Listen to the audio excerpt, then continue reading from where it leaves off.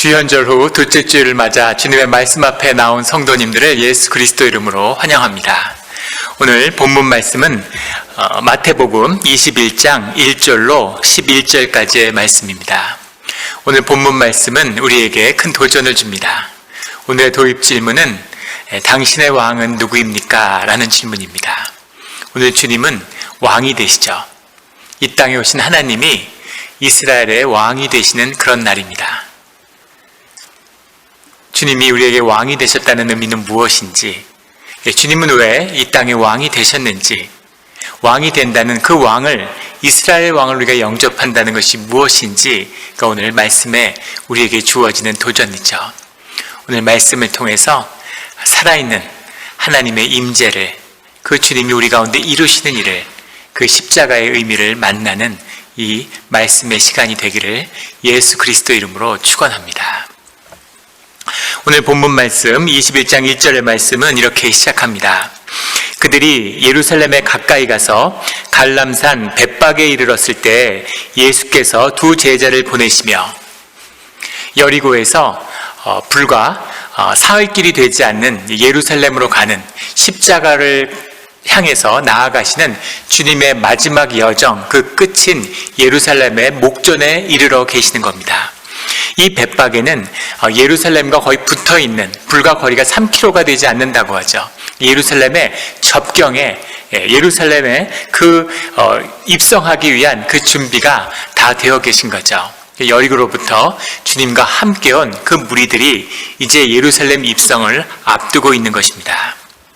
감람산이라고 하는 감람산 벳박에, 감람산은 해발이 한 800m 된다고 하죠.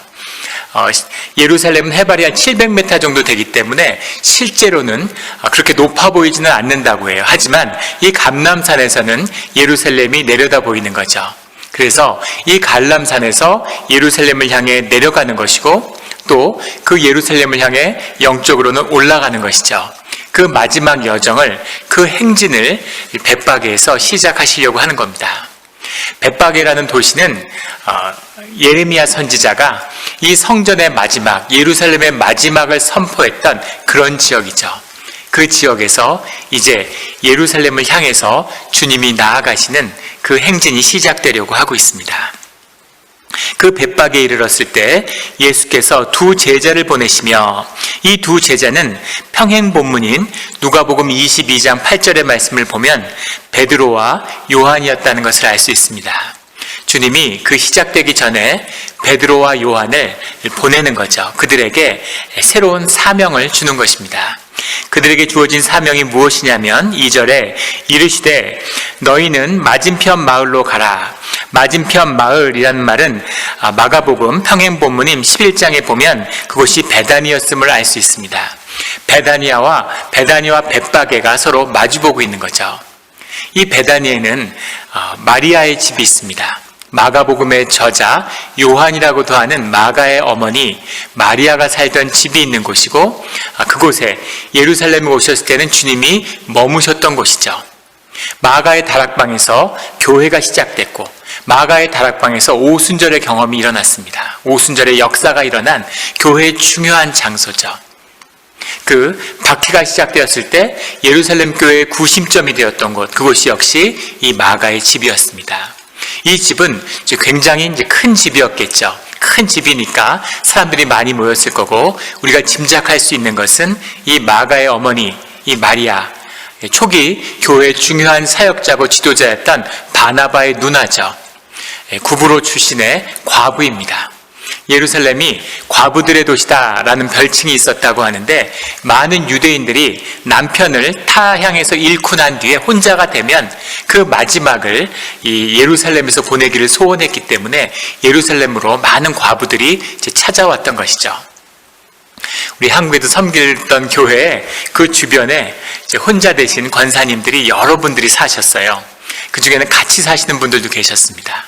그래서 집들에 사시는데 교회에 가까이 사시는 거죠.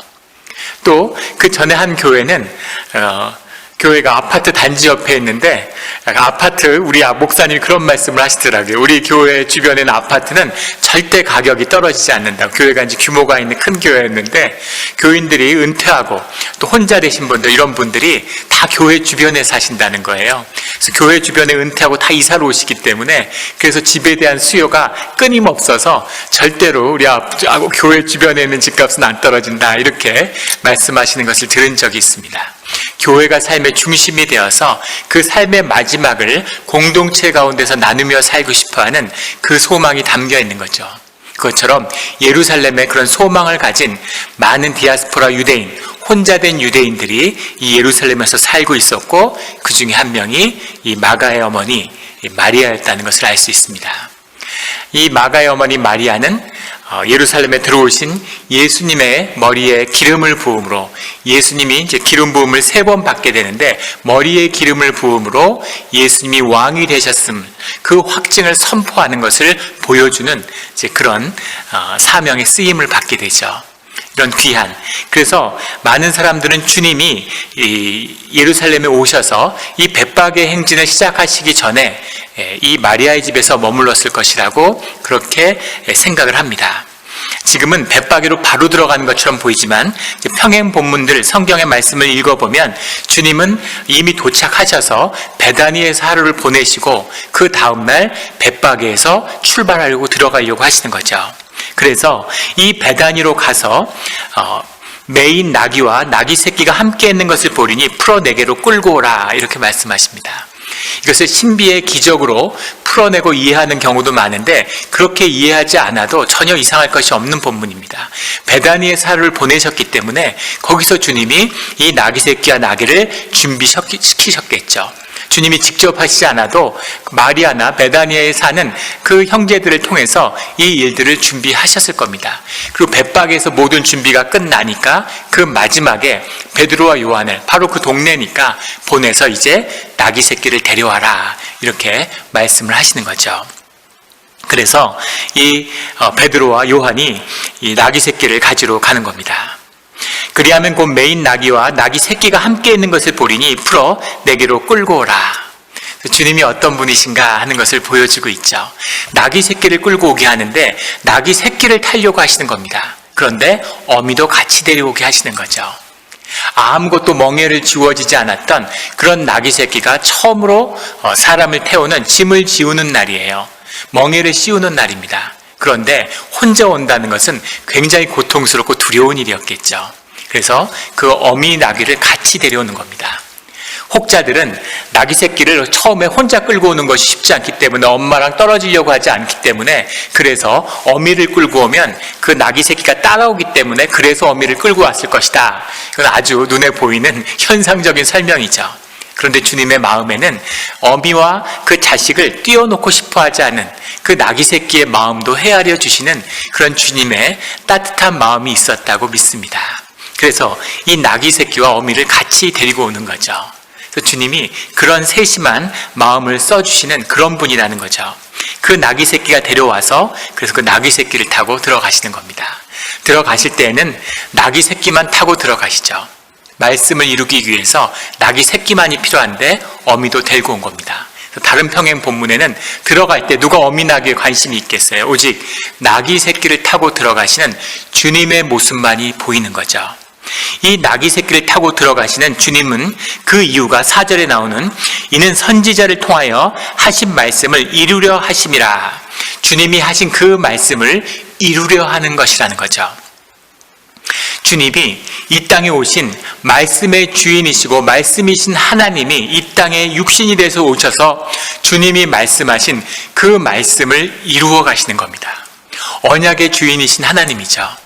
오늘 말씀에 이 본문에 숨어있는 깊은 비밀의 참뜻이 어제 우리가 나눈 로마서 3장 말씀에 잘 나타나 있습니다. 1장부터 11절까지의 말씀에 기가 막힌 하나님의 섭리죠. 항상 말씀과 말씀, 일일 묵상과 주일 말씀이 함께 다른 본문이지만 같이 울리는 그것을 수없이 경험하게 되는데 다들 기억하실 거예요. 이 말씀을 이루어 가시는 주님의 그 미쁘심, 그 주님의 신실하신 주님의 모습이 나타나는 거죠. 어제 나누었던 우리 로마서 3장 4절에 나오는 말씀, 사람은 다 거짓이되 오직 하나님은 참되시다 할지어다 기록된 바 주께서 주의 말씀에 의롭다함을 얻으시고 판단받으실 때 이기려 하심이라. 이 심판의 말씀에서 주님이 주님의 말씀을 이루어 가시는 그 일을 하시는 분이 주님이시라는 거죠. 주님이 이 땅에 오셨는데 주님이 말씀으로 선포하신 것을 주님이 그 말씀을 이 땅에서 이루어 가시는 겁니다. 그래서 사람의 죄악 가운데 하나님의 신실함이 이 땅 가운데 나타나는 것이죠. 이것이 주님의 말씀이 이 땅에 임하는 비밀이에요. 그 말씀을 받은 민족이 말씀을 잃어버렸지만 그 말씀을 주신 하나님은 그 말씀을 기억하시고 그 말씀을 이 땅 가운데 이루어 가신다는 겁니다. 이 말씀을 만나고 이 말씀이 이루어지는 역사가 우리와 함께하기를 주의 이름으로 축원합니다. 예수님이 이 선포된 말씀을 이루신다는 거죠. 5절에 시온 딸에게 이르기를, 시온의 딸이라는 것은 유대의 백성을 지칭하는 것입니다. 내 왕이 내게 임하나니 그는 겸손하여, 겸손하다라는 말은 프라우스라는 말인데 영어로는 젠틀이라고 번역을 했어요. 험불이라는 뜻도 들어있습니다. 겸손하다는 뜻도 되지만 온유하다는 뜻도 되죠. 주님은 온유하고 온유한 자는 땅을 차지하리니 그 온유함과 이 험불함, 젠틀함이 세상의 왕이 되는 비결인 것이죠. 주님 앞에서 주님의 통치가 임하는, 주님의 통치 안에서 주님을 섬기는 자가 이 땅의 왕이죠. 세상의 왕과는 다른 것입니다. 이 이스라엘의 왕은, 이 구속된 자들의 주님의 세우심을 받는 왕은 주님 앞에서 겸손하고 온유한 자인 거죠. 그 겸손함과 온유함을 이루는 상징이 바로 이 나귀입니다. 그래서 이스라엘의 왕은 말을 타고, 무슨 마차를 타고, 무슨 거대한 수레를 타고 오는 것이 아니라 나귀를 타고 들어오는 거죠. 이것이 성경이 증거하는 왕의 비밀, 나귀의 비밀이에요. 그 나귀에 대한 비밀은 성경의 여러 곳에 나옵니다. 역대왕상 1장 33절에 보면 다윗이 그의 아들 왕 솔로몬을 왕으로 세울 때 솔로몬을 내 노새에 태우고 라는 말씀이 나오죠. 솔로몬이 후계자고 솔로몬을 왕으로 세운다는 그 뜻을 이 다윗이 차던 노새에 태우는 것으로, 나귀에 태우는 것으로 나타냅니다. 나귀를 탄다는 것은 그가 왕이 되었다라는 것을 상징하고 있는 거죠. 역대왕하 9장 13절에 보면 예후가 요람의 왕조를 무너뜨리려고 하죠. 엘리사의 기름 부음을 받아서 이제 요람왕을 무너뜨리는 그 도전을 시작하려고 할 때 요람의 신하들이 그 미치가이가 너에게 무슨 말을 짓거리느냐 이렇게 물어봅니다. 엘리사가 너에게 무엇을 하였느냐? 근데 예후가 감추지 않고 하나님의 말씀이 선포되어서 내가 왕이 된다 하더라 이렇게 얘기하니까 그 신하들이 모두 그 옷을 급히 벗어서 그 앞에 깔고, 그리고 예후가 나귀를 타고 그 위를 지나가죠. 예후가 하나님이 세우신 왕이 되었다, 그 왕이 된 모습을 받아들이는 모습, 이것이 옷을 바닥에 깔고 그 옷 위를 걸어가는 나귀를 탄 예후의 모습입니다.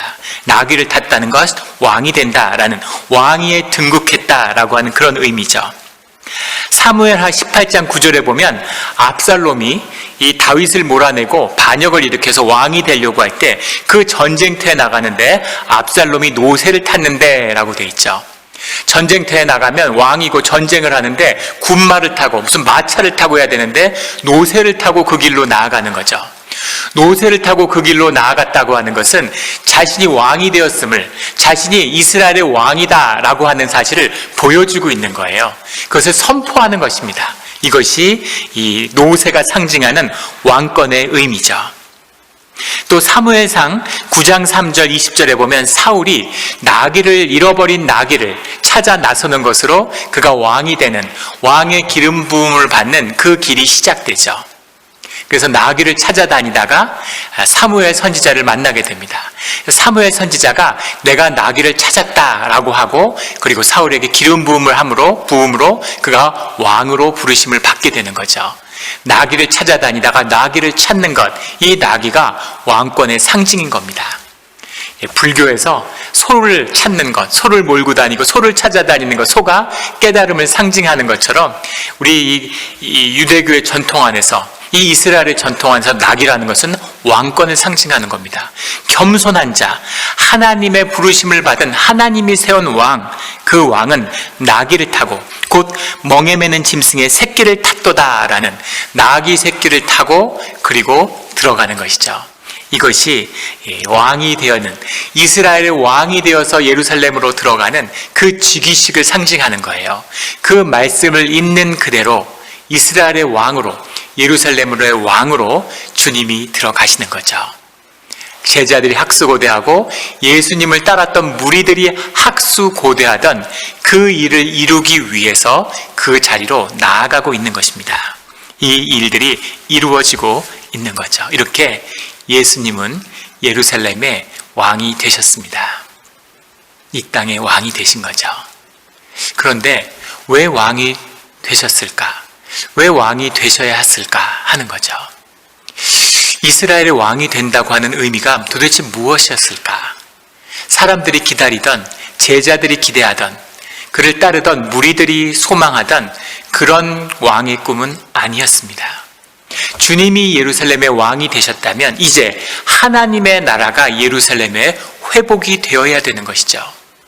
그런데 그 예루살렘의 사람들은 주님을 영접하지 않았어요. 그리고 예수님을 기다리고 있는 것은 십자가였습니다.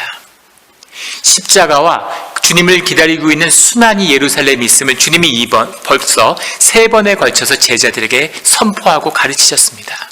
그런데 주님은 왜 예루살렘이 왕이 되는 그 의식을 담담히 이렇게 이루어가고 계시는 것인가 하는 것이 우리에게 도전이 되는 것이죠. 도대체 그 의미가 무엇이었을까요? 6절에 제자들이 가서 예수께서 명하신 대로 하여 7절에 나귀와 나귀 새끼를 끌고 와서 자기들의 겉옷을 그 위에 얹음에 예수께서 그 위에 타시니 나귀 새끼를 타고 이제 예루살렘으로 들어가시는 거죠. 8절에 무리의 대다수는 그들의 겉옷을 길에 펴고 주님이 왕이 돼서 왕림하는 그 왕의 행진을 시작하는 그 길에 경의를 표하기 위해서 겉옷을 벗어서 길에 펴는 거죠. 그리고 다른 이들은 나뭇가지를 베어 길에 펴고 나귀 새끼가 주님을 딱 태우고 이 예루살렘을 들어갔다 온 날 저녁을 한번 생각해 보십시오. 이 나귀 새끼가 처음으로 등에다 무언가를 지웠는데, 처음으로 멍에를 지었는데, 그리고 예루살렘에 나가는 인생의 첫 길을 나갔는데 어리둥절했겠죠. 사람들이 종려나무 가지를 흔들고 옷을 펴서 한 번도 땅을 안 밟고 옷만 밟고서 사람들이 열광하면서 나귀 새끼가 갔다 오고 하루 종일 어미는 마음을 졸이면서 이 나귀 새끼를 기다렸을 겁니다. 얘가 괜찮을까? 얘가 혹시 말썽을 일으키지 않을까? 날뛰어서 혹시 매질이라도 당하지 않았을까? 조마조마하며 하루를 기다렸는데 나귀 새끼가 돌아와서 어머니에게 자랑하겠죠. 어땠니 오늘? 괜찮았니? 다친 데는 없니? 하고 물어보니까 나귀 새끼가 엄마 오늘 엄마도 봤어야 됐는데 엄마도 오늘 진짜 내가 하는 걸 한번 봤어야 됐는데 내가 오늘 예루살렘에 들어갔다 왔는데 진짜 대단했어. 사람들이 다 쏟아져 나와서 나한테 종려나무 가지를 흔들고 바닥에 깔고 한 번도 흙을 밟지 않았다니까. 사람들이 옷만 밟고 다녔어. 진창 한 번 밟지 않고 흙 한 번 밟지 않고 사람들의 함성을 들으면서 갔다 왔어. 어떻게 이런 일이 있을 수가 있을까 하고 우쭐했겠죠. 그리고 엄마가 너무 자랑스러웠을 겁니다. 내가 그럴 줄 알았다. 너는 다른 나귀 새끼들하고는 달랐어. 너는 이런 날이 내가 올 줄 알았어. 장하다. 아유 내 새끼 장하다. 이러고 칭찬을 했겠죠. 이 나귀 새끼에게 임한 영광, 그 영광이 그 나귀 새끼가 주님을 태웠기 때문입니다. 주님을 등에 태운 이 나귀 새끼의 영광, 이 왕의 영광, 이 왕의 영광이 주님과 함께 이 나귀의 등에 머무는 것이죠. 이것이 공동체의 비밀이고 우리 가정의 비밀이고 내 삶의 심령의 비밀이고 신앙의 비밀입니다. 주님을 태워야 하는 거죠. 주님의 임재가 함께해야 하는 것이죠. 그것이 왕이 가는 길이고 왕의 통치가 임하는 길이고 주님과 함께 동행하는 길의 영광입니다. 그 영광 속에 머무는 이 비밀이 주님을 태운 나귀 새끼의 비밀이죠. 늘 등에 세상의 멍에가 아니라 주님을 태우는 우리 주의 자녀들이 되기를, 그 영광이 머무는 삶의 자리가 되기를 예수 그리스도 이름으로 축원합니다. 이 일이 이루어진 것이죠. 사람들이 나뭇가지를 베어 길에 펴고 하고 있는데, 이 나뭇가지라는 것은 요한복음을 보면 종려나무 가지죠. 사람들이 종려나무 가지를 가지고 와서 그것을 흔들고 그것을 바닥에 놓는 겁니다. 종려나무라는 것은 우리 팜트리죠. 우리 캘리포니아에 있는 분들은 이 팜트리에 너무너무 익숙합니다. 이 지중해성 기후에서 자라기 때문에 이 예루살렘에 아주 이 유대 지역에 풍성했던 팜트리가 우리 캘리포니아 지역에도 아주 풍성하죠. 이 팜트리라는 것은 이스라엘의 상징입니다. 이스라엘의 상징이고, 이 팜트리는 승리와 생명과 영생을 상징하는 거예요. 계시록 7장 9절에 보면 큰 무리가 나와, 천국을 이야기하는 거죠. 큰 무리가 나와 흰 옷을 입고 손에 종려나무 가지를 들고 보좌 앞에서 어린 양 앞에 서니, 그 구원받은 자, 영생을 받은 자들이 보좌 앞에 종려나무 가지를 쓰고 있다라는 것은, 종려나무 가지가 주님의 승리를 확증하는, 우리에게 주시는 칭찬이고, 동시에 영생을 살게 되는 그 삶과 주님의 영광을 상징하는 그 표상이 종려나무 가지라는 것을 보여주고 있는 거죠. 그래서 종려나무 가지를 들고 나온 겁니다. 이 종려나무 가지가 영생을 상징하게 된 비밀은, 종려나무가 크기도 수십 메타가 자라고 수백 배의 열매를 맺는 거죠. 그래서 풍성한, 주님의 풍성한 은혜를 상징하는 것이기도 했습니다.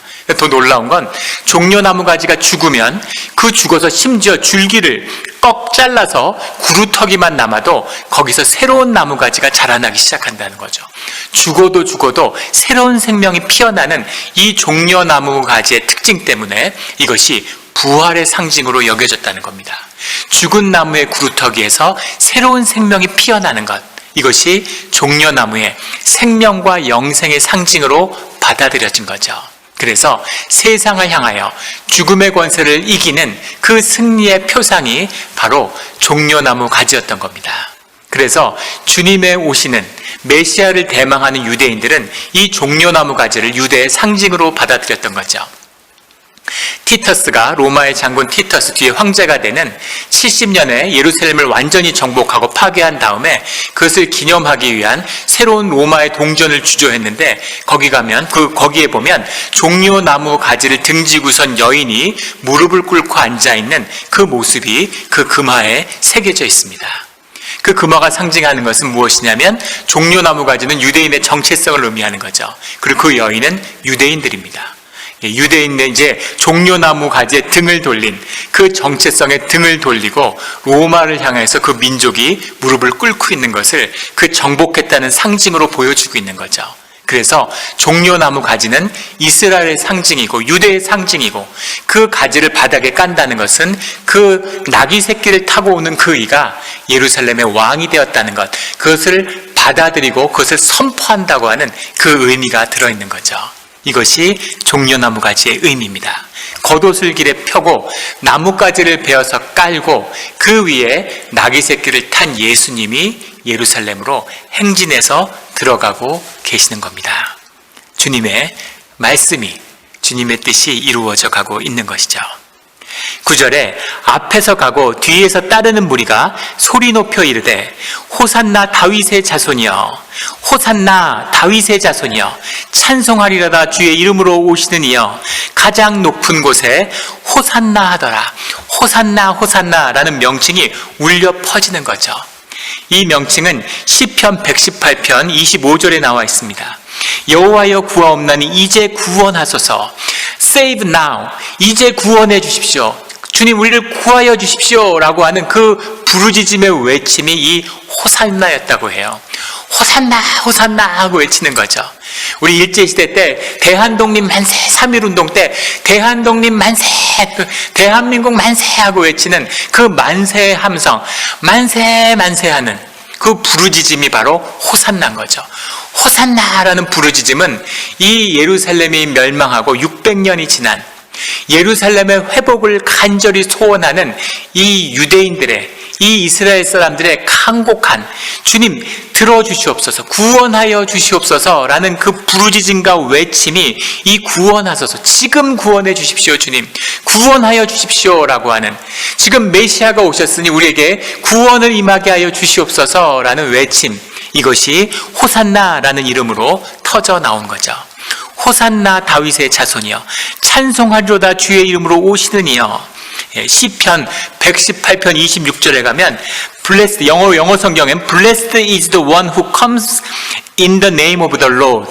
신의 이름으로, 하나님의 이름으로 오시는 자여, 축복한 자여, 축복받은 자여, 기름 부음을 받은 자여, 주님의 이름으로 오시는 자여, 메시아에 대한 호소입니다.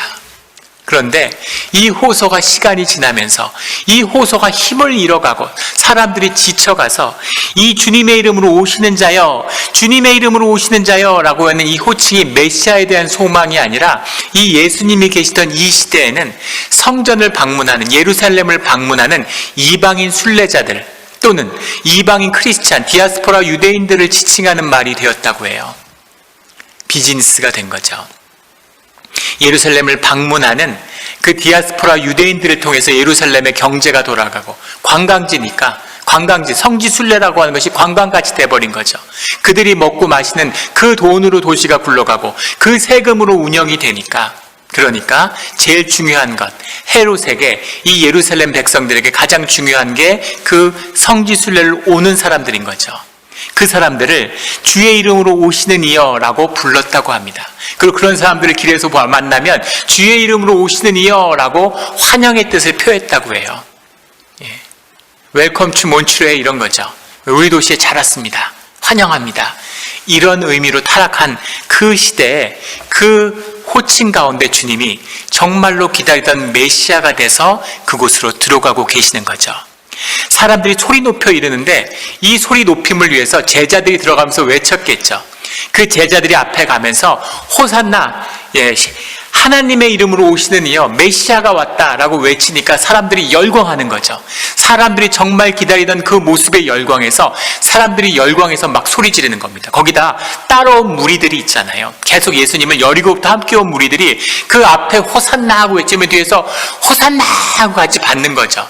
수천 명이, 수만 명이 호산나 하고 외치고 하나님의 이름으로 오시는 이여, 구원을 하시는 이여 라고 외치고 지금 우리를 구원하소서 하고 외치니까 그 열기가 예루살렘을 뒤흔드는 거죠. 그러니까 예루살렘에 있는 사람들이 쏟아져 나와서 거기에 호응해서 모두 다 소리를 지르는 겁니다. 10절에 가면 예수께서 예루살렘에 들어가시니 온 성이 소동하여, 사람들의 존재가 떠는 거죠. 그 존재의 두려움이 이 예루살렘이 흔들흔들하는 겁니다. 경외감으로 하나님의 임재가 드러나는 그런 모습이죠. 그런데 그게 그 속에서 보이는 예수님의 반응입니다. 사람들은 이 승리의 행진, 제자들은 어떻겠어요? 아직도 제자들은 무슨 일이 일어나고 있는지를 전혀 이해하지 못합니다. 예수님을 따르는 무리들은 예수님이 이루고자 하시는 일이 무엇인지를 알지도 못하고 보지도 못하고 그것을 이해할 수도 없는 사람들이죠. 예루살렘에 있는 사람들, 유대인들, 그 종교적 유대인은 더 말할 것도 없겠죠. 아무도 예수님이 왕이 되어서 예루살렘으로 들어가는데 그 의미가 무엇인지, 주님이 이루고자 하시는 것이 무엇인지를 아무도 모르는 거죠. 그리고 예수님도 침묵하고 계시는 겁니다. 예수님이 아무런 반응을 보이지 않으세요. 예수님이 손이라도 한번 흔들어 주셨으면 열광했겠죠. 예수님이 거기서 서서 무슨 말씀을, 메시아로서 왕이 돼서 예루살렘에 들어온 예루살렘의 왕으로서 뭔가 선포되는 말씀이 있을 것 같은데 예수님이 한마디도 하지 않으십니다. 몸짓도 쓰지도 그 나귀에서 내리시지도 않고 아무 말씀 없이 담담히 그 길을 걸어가시는 거죠. 그 예수님의 반응은 그 예루살렘에 들어오기 마지막 사흘길에 있었던 여리고에서의 사건과 너무나 대비됩니다. 우리가 지난주에 나누었던 여리고에서 맹인 두 사람이 길에 서서 똑같이 다윗의 자손이여, 다윗의 자손이여, 우리를 불쌍히 여기소서 하고 외쳤을 때 모든 사람이 그걸 꾸짖었어요. 그 길을 가기 위해서 빨리 지금 예루살렘에 가야 되는데 한시가 급한데 그 무리를 멈추려고 다윗의 자손이여 불쌍히 여기소서 하고 하는 그 두 사람의 외침을 주님이 들으시고 그 무리 전체를 멈추어 세우셨습니다. 그리고 너희들이 무엇을 하여 주기를 원하느냐라고 그들을 개인적으로 만나주셨죠. 그들을 불러오라 하고 그들을 만나주시고 그들의 소원을 들어주셨어요. 그런 분이 예수님이신데 지금은 수만 명이 열광하고 있는데 거기에 예수님이 아무 반응을 하지 않으시는 거죠. 왜일까요? 이 호산나의 외침이, 이 부르짖음이 공허한 것이기 때문입니다. 아무 의미가 없는 것이기 때문이죠. 주님은 이 거짓에는 반응하지 않는 것입니다. 맹인의 절실한 부르짖음, 다윗의 자손이여 불쌍히 여겨 주시옵소서 라는 그 부르짖음에 반응하시는 주님이 이 사람들의 열광에 주님이 아무 말씀 없고 아무 반응도 안 하시는 거죠. 침묵으로 그 길을 지나가시는 겁니다. 이것이 주님의 진실이에요. 이 주님을 따라왔던 자들, 사흘 전에는 20장 31절에 가면 무리가 꾸짖어 잠잠하라. 다윗의 자손이여 할 때는 꾸짖어 잠잠하라, 조용히 하라, 그런 소리 하지 못하게 하는데 지금은 그 무리가 열광해서 호산나여 다윗의 자손이여 하고 외치는 거죠. 호산나 하고 외치고 있는 겁니다. 이들이 딱 닷새 뒤에는 다시 예수님을 향해서 그를 십자가에 못 박으라고 소리 지르고 외치는 자들이 되죠. 이것이 세상의 부르짖음이고 세상의 소리입니다. 세상에 소망이 없는 것이죠. 세상에 아무 이루어야 될 그런 소망과 그 사명이 없는 것입니다. 주님의 진실함이 아닌 그 종교의 거짓이라는 것은 늘 바뀌는 거죠. 사람들이 열광하니까, 예루살렘이 소동하니까 산헤드린과 이 제사장과 종교인들을, 이 사람들은 숨을 죽이고 있는 거죠. 눈치를 보고 있는 겁니다. 하지만 이들의 진실은 예수를 어떻게 죽일까, 예수님을 어떻게 모해할까, 이것이 이들의 중심인 거죠. 예수님을 그리스도로 영접하지 못하는 자들, 그것이 예루살렘의 본질인 겁니다. 이들은 왜 예수님을 받아들이지 못할까? 왕이 되어 오셨는데 왕이 나귀 새끼를 타고 험불하게 오시기 때문이죠. 이들이 기다리는 왕은 마카비와 같은 자예요. 마카비가 세운 하스몬 왕조, 주전 142년에 셀류쿠스 왕조를 몰아내고 마지막 이스라엘의 독립 왕조를 이뤄내죠. 지금도 유대인들은 하스몬 왕조를 신비화시키고 그때의 절기는 무슨 굉장한 것처럼, 마카비 예루살렘 회복을 엄청난 사건이고 유대의 중심인 것처럼 그렇게 우상화합니다. 거짓이죠. 그들이 왜 그렇게 마카비와 그 하스몬 왕조를 우상화시키고 마카비의 아들인 요한 힐카누스를 무슨 대단한 영웅인 것처럼 미워하는 이유가 뭘까요? 그들은 율법을 다 폐했어요. 요한 힐카누스가 마카비가 제사장이 됐습니다. 제사장이 될 수 없는 인물인데 자신의 제사장이 되는 것이 옳지 않음을 주장하는 그런 그 당시 하시딤이라고 하는 무리들을 다 핍박해서 죽이고 다 없앴죠. 그 핍박받고 쫓겨난 하시딤들의 후손이 바리새인들입니다. 야당이죠. 그리고 새롭게 종교의 주류를 형성하고 이 마카비 왕조에 협력했던 자들이 이 사두개인이라고 부르는 자도카이, 사독인들인 거죠. 그 갈등이 시작된 것, 핍박받은 바리새인 중에 광야로 도망친 자들이 에세네파가 된 거예요. 그런 종교의 갈등이 시작된 이 거짓과 대제사장과 왕권을 쥐고 독재를 하려고 했던 마카비에 열광했던 이유는 그 마카비의 아들이었던 요한 힐카누스의 꿈이 이 유다를 세계 제국으로 만들겠다는 것이었기 때문입니다. 유다가 세계를 다 정복해서 그래서 모든 사람들을 다 유대인으로 개종시키겠다라는 꿈을 담대히 선포했죠. 첫 번째 희생자가 에돔이었습니다. 에돔을 정복하고 유대인으로 개종하지 않는 자들은 다 죽여버리고 그래서 에돔인들을 다 유대인으로 만들어버렸어요. 사람들이 열광하는 겁니다. 사람들이 좋아하는 거죠. 사람들이 힘을 좋아하니까, 파워를 좋아하니까, 이 주님이 보여주시는 연약함, 주님이 보여주시는 사랑, 이거는 아니라는 거죠. 힘을 갖고 파워를, 세상을 호령하는 그 힘을 좀 보여달라는 거죠. 그 힘으로 세상을 호통하면 사람들이 열광하고 따르는 거죠. 누가 주님의 좌편과 우편에 앉겠습니까? 이것이 화두가 될 때 주님의 파워가 세상을 지배할 텐데, 십자가를 얘기하시고 나귀를 타고 오시는 주님, 그 주님을 왕으로 받아들일 수 없다는 겁니다. 주님은 왜 사람들이 받아들이지 않는 이 거짓 함성 가운데 왕이 되시느냐는 겁니다. 왜 왕이 되셔야 되냐는 거죠. 이것이 주님이 예루살렘으로 들어오는 비밀입니다. 우리가 어제 나누었던 그 말씀에 대한 도전이죠. 바울이 풀어내고 있는 나의 거짓말로 하나님의 참되심이 더 풍성하여 로마서 3장 7절에 나오는 그 영광이 되었다면 어찌 내가 죄인처럼 심판을 받으리요. 그러면 선을 이루기 위하여 악을 행하고자 하지 않겠느냐. 어떤 이들이 이렇게 비방하여 우리가 이런 말을 한다고 하니 그들은 정죄받는 것이 마땅하니라. 어떻게 이 죄가 된 자리, 하나님의 언약이 깨진 자리에 주님이 그 언약을 이루기 위해서 오신다는 것의 의미가 정말 무엇이냐는 거죠. 사람들은 죄악됐는데 이 종교로 모든 살아있는 생명을 패하는데 종교만이 오직 주님의 영광과 생명을 패하죠.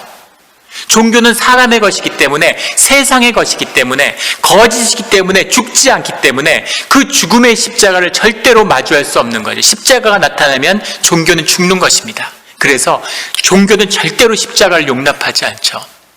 그런데 왜 주님이 종교를 용납하고 이 종교의 도시, 말씀을 버린 도시, 수백 년간 말씀을 어기고 죄와 우상숭배로 가득한 이 도시의 왕이 되셔서 이 도시로 들어오는 주님의 의미는 무엇이냐는 거죠.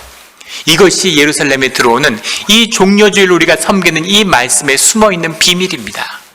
주님이 이루시려고 하는 그 참된 뜻이 무엇이냐는 거죠. 로마서 3장에서 바울이 피를 토하는 왜 죄 가운데 주님이 함께 하시고 그 죄인을 용납하여 주시고 오직 은혜와 의로, 인간의 의로는 도저히 이룰 수 없는 구원을 주님의 은혜로 임하여 주시는 그 비밀이 무엇이냐. 오늘 말씀의 정말 비밀은 어제의 말씀을 깊이 만나셨다면 오늘 주님의 뜻을 볼 수 있는 거예요. 이것을 바울은 본 것입니다. 이것이 주님의 비밀이죠. 타락한 희망이 없어 보인 그 죄된 자리에 그 죄를 품으시는 예수님의 마음, 그것이 자녀를 향한 부모의 사랑이고 부모의 마음인 거죠. 한쪽이 언약을 버렸는데 다른 쪽이 어떻게 언약을 이룰 수 있어? 근데 그 언약의 주체가 어머니의 사랑이라면, 그 자식을 바라보는, 자식을 구하고자 하는 어미의 마음이라고 한다면 완전히 다른 이야기가 되겠죠. 오래전의 이야기입니다. 어떤 자식이 부모를 살해한 그런 끔찍한 존속 살해 사건이 있었죠. 근데 그 살해 사건에서 중요한 것은 증거가 훼손되었는데 증거를 누가 훼손했느냐라는 것이 사건의 초점이 되었어요. 오래전의 이야기입니다. 영화의 소재가 되기도 했죠. 경찰과 검찰에서는 누군가 도운 사람이 있을 것이다. 살인 현장에 살인자의 증거를 훼손하고 살인 현장을 은폐하려고 한 돕는 자가 있었다. 그래서 그 살인 사건에 돕는 사람을, 살인을 방조한 자가 누구냐를 찾는데 굉장한 노력을 기울였습니다. 외부로부터의 침입 흔적도 없고 나간 흔적도 없고 도대체 그 살인한 아들의 증거를 훼손한 사람이 누구냐라는 수사를 했는데 마지막에 그것을 밝히지 못한 상태로 미궁에 남았죠. 그런데 그 오직 한 가지 가능성은 그 죽어가던 어머니가 그것을 훼손했다라는 거예요. 아들이 와서 어머니를 죽이는데 어머니가 정신이 혼미해져 가서 목이 교살돼서 죽기 직전인데 자식은 부모가 죽은 줄 알고 그 자리를 떠났는데 그 자식이 범인으로 잡힐까 봐 자식의 흔적을 어머니가 지우고 죽었다는 거죠. 어떻게 이런 일이 있을 수 있습니까? 그런데 어머니는 그런 일을 하는 거죠. 이것이 어머니의 사랑입니다. 자식이 언약을 버려도 그 자식을 구하겠다는 그 부모의 사랑으로 자식을 품는 거죠. 예수님이 말씀하시는 탕자의 비밀입니다. 자녀가 무너지고 자녀가 거짓됐지만 그 돼지 쥐엄 열매를 먹고 사는 그 자식의 아픔을 그 아버지의 아픔으로 품어주는 그 마음, 그것이 구원의 오직 이유입니다. 이것이 주님의 은혜죠. 그 은혜를 이루시고자 주님이 이 예루살렘으로 들어오시는 겁니다. 이것은 이 세상의 죄악을 향한 주님의 심판이죠. 유대가 세상을 석권하고 세계 제국이 돼서 세상의 모든 사람을 유대인으로 바꾼다고 해서 하나님 나라가 임하겠습니까? 하나님의 구원이 임하겠습니까? 말씀이 가까워지겠습니까? 유대인의 무슨 일이 이루어진들 그 속에서 무슨 구원의 소망이 있겠습니까? 희망이 없는 민족, 거짓의 민족, 우상 숭배의 민족, 그러나 그 거짓에 대한 온전한 심판을 그 아버지가 치르려고 하는 그 일을 주님이 이루시는 거죠. 그래서 그 거짓 가운데로 주님이 들어가시는 거예요. 그 거짓을 당신의 진실로 품음으로, 그 거짓을 품음으로 사도행전에서, 로마서에서 이 바울이 이야기하는, 거짓말로 하나님의 참되심이 더 풍성하여 그 영광이 되었다면 내가 죄인처럼 심판을 받으리요. 주님의 영광을 같이 이루어낸다면 나의 죄가 그 주님의 영광 가운데 심판을 받겠느냐? 그 심판을 주님이 받으심으로 우리의 죄를 품으신 주님의 영광이 우리의 영광이 되는 것을 이루시는 것, 이것이 주님의 구원이시라는 거죠. 그 구원을 우리 가운데 이루신다는 겁니다. 주님의 사랑으로, 주님의 한없는 사랑과 은혜로 그 하늘의 일을 이 땅 가운데 이루시는 거죠. 이것이 종교의 이 폐악됨을, 종교의 이 극악함을, 그 극악함 가운데로 들어가시는 주님의 생명의 비밀인 겁니다. 종교의 거짓이 깨어짐으로 그 안에서 생명이 피어나는 거죠. 그 종려나무의 풍성함이 죽어서 다 썩어 죽어버린 그 구루터기에서 새로운 부활의 생명이 피어나는 것처럼, 이것이 이 타락하고 악한 인간의 존재 가운데 하나님이 이 땅에 그 육신을 품고 오셔서 생명을 피워내는 비밀이 바로 여기에 있는 거죠. 교회가 타락했다고 손가락질 받고 비난받는 세상입니다. 얼마든지 손가락질할 수 있겠죠. 그러나 우리가 기억해야 할 한 가지는 주님이 아직 교회를 버리시지 않는다는 겁니다. 주님은 영원히 교회를 버리지 않으세요. 그리고 교회 가운데 주님이 함께 하시며 이 교회의 악, 이 종교화돼 버린 종교의 거짓으로 복음의 진실을 패하는 이 아픔과 폐악된 세상 가운데 주님의 생명, 주님의 십자가가 이 땅에 나타남으로, 그 십자가를 영접하는 주의 자녀가 세움받음으로, 그들의 삶의 연합 가운데 주님을 예배하는 예배가 섬으로 인해서 주님의 교회를 회복시키시는 겁니다. 이것이 종려나무의 가지로 드러나는 주님의 나라, 예수님이 우리의 왕이 되는 비밀이죠. 이 비밀이, 이 종려나무의 비밀이, 이 나귀 새끼의 비밀이 우리의 왕이 되시는, 나의 왕은 누구입니까? 내 왕은, 나를 다스리는 왕은 누구십니까? 그 왕이 예수 그리스도가 되는 이 참 생명의 비밀이 풀어지는 우리의 삶, 우리의 공동체, 우리 영락 몬트레이 교회가 되기를 예수 그리스도 이름으로 축원합니다. 아멘. 다 같이 기도드리겠습니다. 하나님 아버지 감사합니다. 예수님이 우리의 왕이십니다. 주님이 우리의 왕이 되어주시니 감사합니다. 주님의 통치가 우리에게 임해서 우리가 하나님 나라를 살아가게 하여 주시옵소서. 하나님의 나라의 백성이오니 오직 주님의 권세가 우리와 함께하기에 우리가 세상의 종로로 타지 않으며 세상을 다스리는 주님의 권세가 우리에게 나타나기를, 이 세상 가운데 교회가 회복되며 주님의 참된 권세가 드러나는 그런 우리 교회가 되기를 간절히 소원합니다. 감사드리며 예수 그리스도 이름으로 기도드렸습니다. 아멘.